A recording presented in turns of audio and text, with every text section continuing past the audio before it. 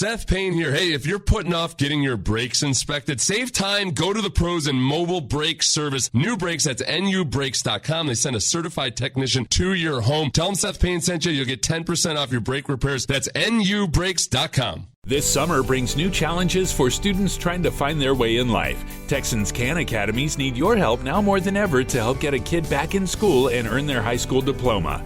Please help by donating your vehicle, running or not, to carsforkids.org.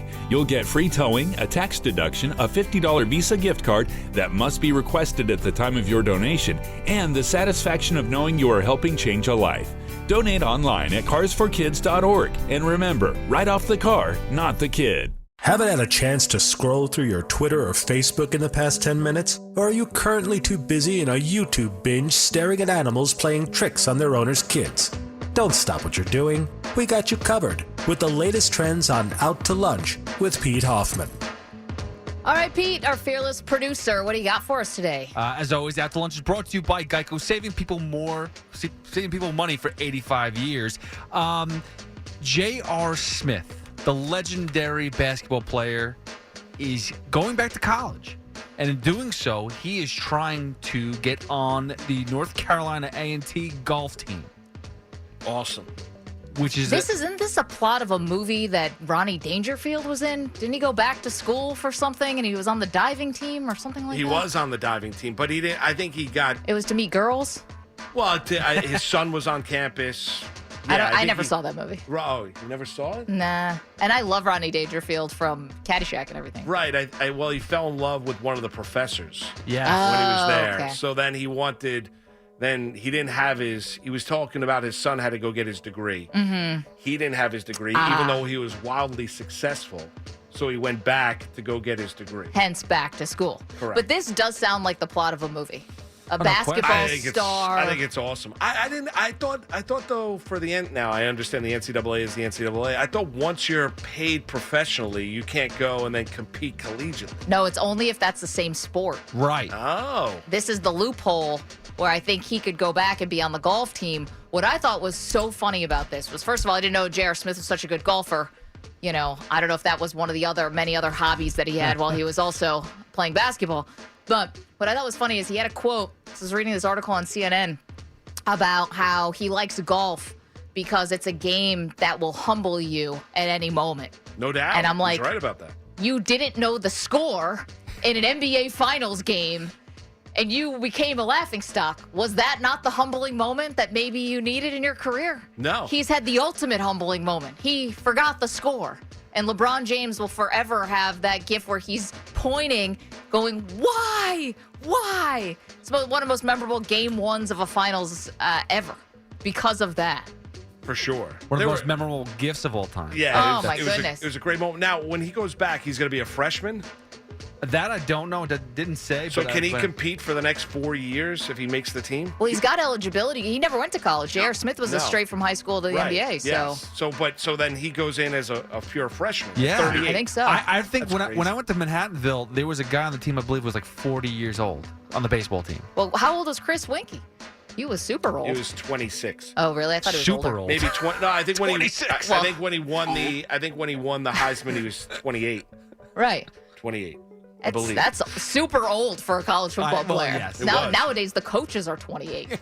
Yeah, Brandon Whedon. Yeah, Whedon was another old Brandon guy. Whedon was 24, 25. He graduated when he was 28.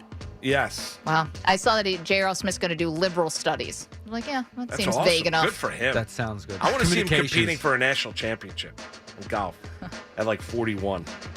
Is he going to play at the Open? That'd be tremendous. Who's a sponsor is my question. Right. Imagine like you're watching 420.com.net. Sunday at Augusta, and there's J.R. Smith as one of the amateurs. Putting on a green jacket. Coming here from North Carolina A&T. He's low amateur. And then all of a sudden he goes to sit next to Nance and your Masters champion. Here's Dustin Johnson and J.R. Smith. J.R. Smith at 41 is the low amateur. I mean, that would be amazing. J.R. Smith. I'd love to see that. Butler Cabin. I mean, I would love to see that. It's J.R. Smith smoking the icky, walking up 18. These are low amateur. Speaking of 420, so He's got the green jacket and going to Greenhouse, the club, just like whipping it around his head. I can see it all. we all like fast food, obviously. There is something, I guess there was a picture, someone's in the Philippines taking a picture of him ordering food from McDonald's. Okay. And they have, we know the McChicken, there is a McSpaghetti. Yeah, man. Sometimes disgusting. when you go to fast food places all the way on the other side of the world, they've just got a different menu. Yeah, it's Different nasty. menu. Yeah. I mean, that's just so out of the. That's Well, not to people in the Philippines. It's not Mixed disgusting. It's a spaghetti? delicacy, I guess. I don't know. I'm not- That's Is what they think spaghetti of- big in the Philippines? I have no. don't know. Filipino food is delicious. If you ever have had the like grilled chicken and stuff, and sometimes they'll serve it on banana leaves mousse. It's I delicious. get. But we're talking about McDonald's making spaghetti. That's different than what you're talking about. Like, yes, Filipino food is great. It's McDonald's delicious. making spaghetti is disgusting. That's what they think of American cuisine, I guess, over in the Philippines. I doubt they're. What must that tomato sauce taste like? Ketchup. Is that from a can or is that freshly made? It's got to be awful. That's got to be an awful experience. By the way, if you're in the don't knock it till you try it. No, It's that gross. you knock. It's okay to be. Don't it's try o- it, just knock. It's okay to say it's going to be bad. Yeah, McDonald's brand marinara just doesn't sound great. I mean, who thought they'd make a good McRib? People Would lose you- their you-know-what over that. Would you try a McSushi?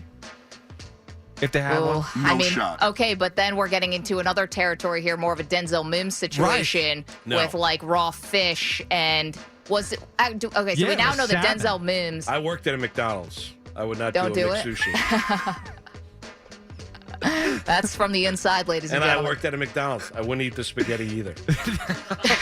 At least it's cooked. See, that's the thing. Okay, so the Denzel Mims story. Is this where you're going now with this? No, I wasn't, but now we can Okay, go there. Yeah. natural Yes. transition. Of course, salmon. So yes, so Mims got food poisoning. Food poisoning from salmon. salmon. Was it raw or was it cooked? That I don't know. I just know that he ate bad sushi, salmon, and he lost 20 pounds, which At the is Jets amazing. facility, right? That's what I heard. Yes. at Which the where Jets. they getting their food from? I He imagine. dropped 23 pounds. Oh, he went all the wow. way down to 197.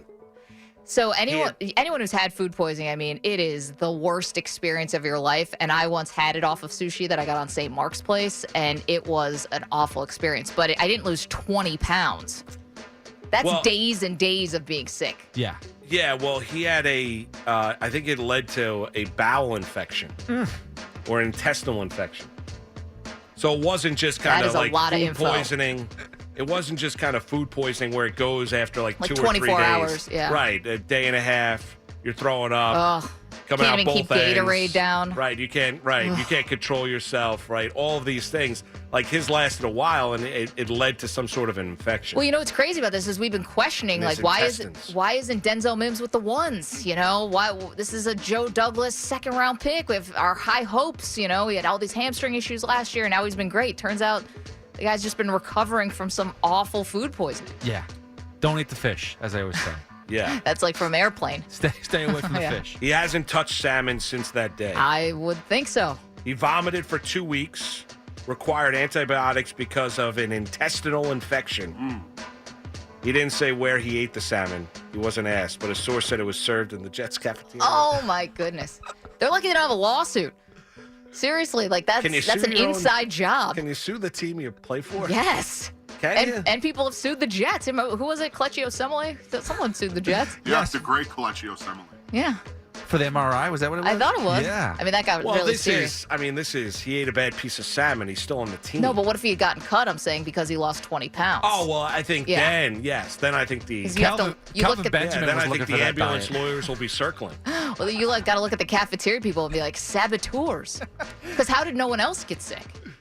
Yeah, it's only him. I mean, unless everyone else is smart enough not to eat the fish. He vomited for 2 weeks. Oh, poor guy. Imagine puking for 2 straight weeks. No. Well, Can't keep anything down. Speaking of puking, for 6 years, Chris Davis puked all over the Baltimore Orioles, and he's now retired. In 6 years, 6 seasons, since 2016, he signed that major contract.